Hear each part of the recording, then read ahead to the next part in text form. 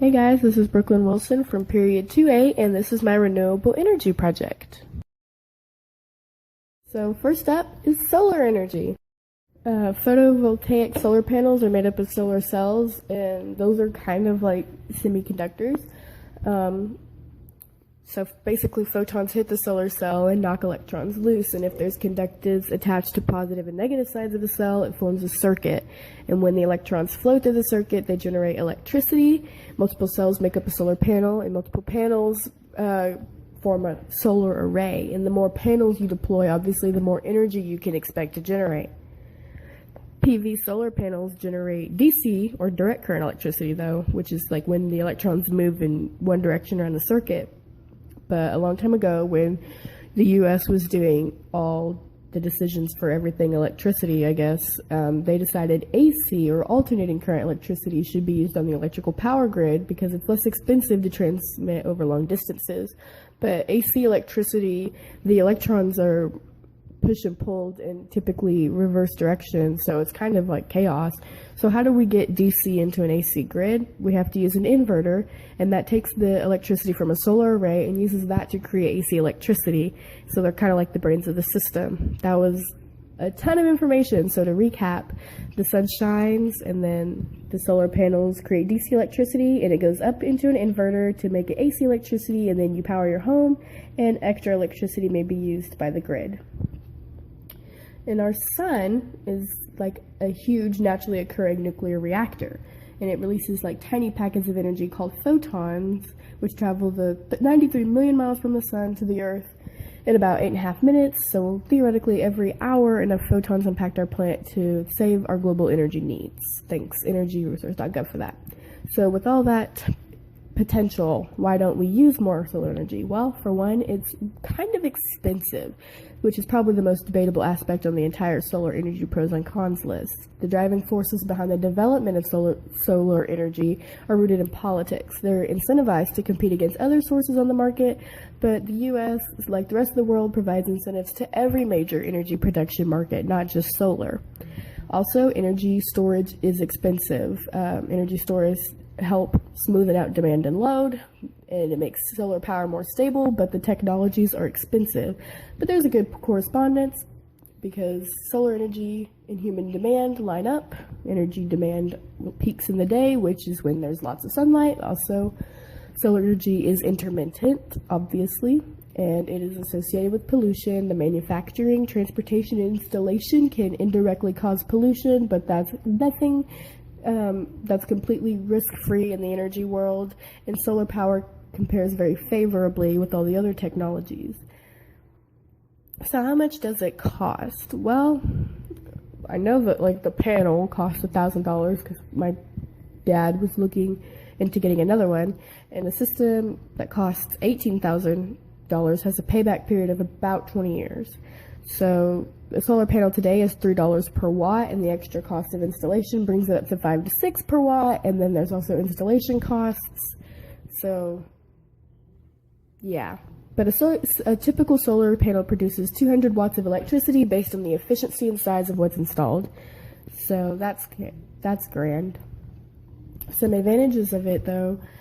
It's not all bad. It's renewable, it's abundant, the potential is beyond imagination, it's sustainable, we can never overconsume it, it's environmentally friendly, it's widely available, reduces electricity costs because you can like share it and also store it. You can use it everywhere, it's silent, and it's low maintenance. You can find solar panels in like Germany, Italy, China. They're all over the United States. It's a great energy source. And also technology is improving, which I think a lot of people overlook that. Nothing starts off perfect, but as you work with it, you start to see like problems, and you can fix those problems. And the longer you work at it, the better it gets. So that's a huge advantage. Technological advancements are constantly being made. Innovation in nanotechnology and quantum physics. It can honestly triple like the electrical output of solar panels. So yeah, solar panels are grand. That's about it for solar energy. Now we're moving on to wind energy, my final source. So how does it work? Wind power converts the kinetic energy in wind to generate electricity or mechanical power, which is done by using a large turbine and propellers, which are connected to a generator to generate electricity. As the wind passes the turbines, it moves the blade, which spins the shaft. There are currently two different kinds of wind turbines in use, the HAWT, which is the horizontal axis wind turbines, and the VAWT, which is vertical axis wind turbines. HAWT are the most common wind turbines, which have the fan-style blades, and VAWT are usually like the egg beater style. Wind is converted by the blades of wind turbines. The blades of the wind turbines are designed in two different ways, drag type and lift type. The drag type design uses the force of the wind to push the blades around. These blades have a higher torque than lift designs, but with a slower rotating speed, and because of that, this design is usually never used for generating large-scale energy. And the lift type is the most modern HAWT design. Both sides of the blade has air blown across it, resulting in the air taking longer to travel across the edges. In this way, lower air pressure is created on the leading edge of the blade and higher air pressure created on the tail edge. Because of this pressure difference, the blade is pushed and pulled around, creating higher rotational speed that is needed for generating electricity. To create electricity from wind, to create electricity from wind, the shaft of the turbine must be connected to a generator, and the generator uses the turning motion of the shaft to rotate a rotor, which has oppositely charged magnets and is surrounded by copper wire loops.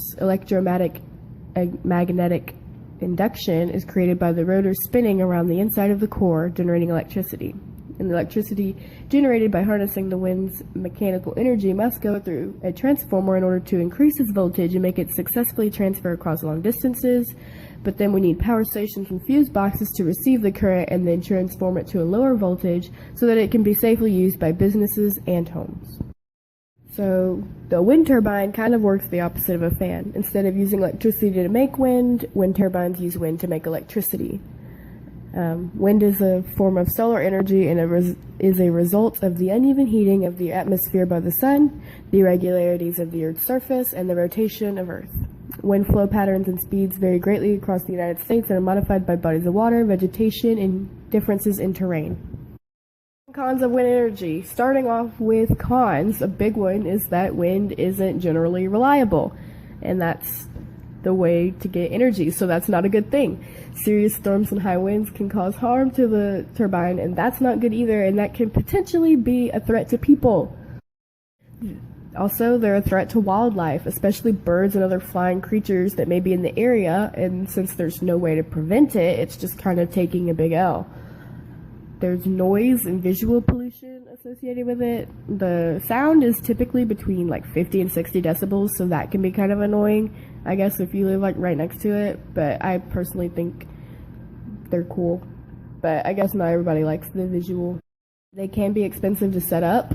The supplies needed can be extremely costly in advance, and relying upon where you live, it might be hard to find someone to sell them to you and someone that can maintain it. They're not always suitable in certain locations. Again, if they're like damaged, that can be a problem for people, and there's a really big effect on the environment. It requires a ton of open area to set up wind turbines, but I feel like you could just set them up on like a degraded area, but who knows, whatever. But it's not all bad. There are pros. First is that it's a clean source of power, which is grand. It's a renewable source. It's cost effective. Wind turbines can give energy to numerous homes, and you don't actually have to possess one to reap the benefits. There's extra savings for landowners. The use of modern technology makes it look a little better, so that's good. And the rapid growth and huge potential is like insane in the last decade. Wind turbines are available in numerous sizes, which means vast ranges of people and businesses can take advantage of it to produce power for their own use or sell it to reap some profits. So how much energy do we get? Well, according to the EWEA, the output of one wind turbine depends on the turbine size and the wind speed. So an average onshore wind turbine with a capacity of 2.5 can produce more than 6 million kilowatts in a year. To put that in perspective, that's enough to supply 1,500 average European households with electricity. According to the Wind Energy Foundation, about 4% of the electricity generated in the U.S. is produced from wind energy. And the U.S. Department of Energy estimates that 20% of the electricity in the United States could be provided from wind energy with the existing transmission infrastructure. That's more than nuclear energy and about the equivalent of natural gas. Wind power has been around as long as sails have been used to propel boats. In America, the heyday of wind was between 1870 and 1930, when thousands of farmers across the country used wind to pump water. Small electric wind turbines were used in rural areas in the United States as early as the 1920s, and prototypes of larger machines were built in the 40s. But the modern wind era really began in California in the 1980s, when they were motivated by the high cost of fossil fuels and environmental concerns. The state provided tax incentives to promote wind power. That, combined with federal tax incentives, resulted in small companies and entrepreneurs installing 15,000 medium-sized turbines. How much do turbines cost? Wind turbines under 100 kilowatts cost roughly $3,000 to $8,000 per kilowatt of capacity. A 10 kilowatt machine, which is the size needed to power a large home, might have an installed cost of $50,000 to $80,000 or more. Wind turbines have significant economies of scale. Smaller farm or residential scale turbines cost less overall, but are more expensive per kilowatt of energy producing capacity. Oftentimes, there are tax and other incentives that can dramatically reduce the cost of a wind project. For commercial wind turbines, they range from $1.3 million to $2.2 million. Most of the commercial scale turbines installed cost roughly between $3 to $4 million. Total cost for installing a commercial scale wind turbine will vary significantly depending on the number of turbines ordered, cost of financing, when the turbine purchase agreement was executed, construction contracts, the location of the project, and like 3,000 bajillion other factors. Cost components for wind projects include things other than the turbines, such as wind resource assessment and site analysis expenses, construction expenses, permitting and interconnection studies, utility system upgrades, transformers, protection and metering equipment. Insurance is a big one, operations, warranties, huge, maintenance, repair, legal consultation fees. Other factors that will impact your project economies include taxes and incentives. Where are they? They're in Denmark. I know Germany has a lot. They have a lot of solar too. They're in southern Australia. They're in Spain, Portugal, and from my experience, there's so many wind farms. What's what they're called? Wind farms? Wind farms in Texas. They're in Colorado, Oregon, Ohio. I know I've seen some in California. Honestly, there's so many wind farms across the United States. I think there's some in Wyoming. Yeah, there's a bunch.